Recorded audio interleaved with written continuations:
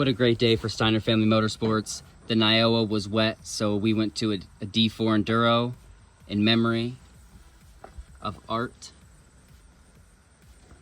So happy to be able to bring home the dub today, all the way from the 11th row, which was an advantage, I think. Shout out to 60 X brand goggles, bike graphics for the helmet and bike graphics. So many to thank. Solid performance, man. I've been loving my suspension. FCP, they're not a sponsor of mine, but I run their mounts, and I'm tell you what, man, if you're missing out. And yes, this isn't the new frame.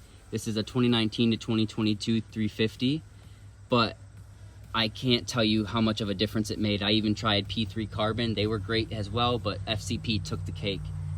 I have a whole video on that on my YouTube if you want to check it out. Blood lubricant's gonna make this a super easy clean.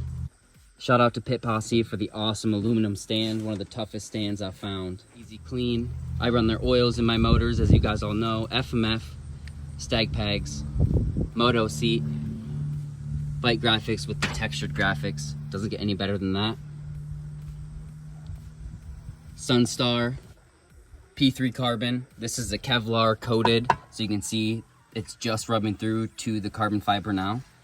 But I have quite a bit of time, maybe like 30 hours of hard riding, and I'm glad it's not burning my boot. Like normally my boots would be destroyed by now. Mika, ODI, Acerbis, Ride Engineering. I do run Tamer MX front and rear hole shot devices.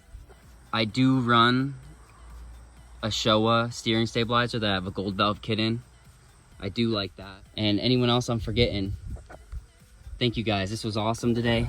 Got to see a bunch of people. It wasn't a stat class, only 5 people, but a win's a win. Tried a new tire as well. So check out the YouTube. I have the whole thing on GoPro. So hopefully I see you guys there.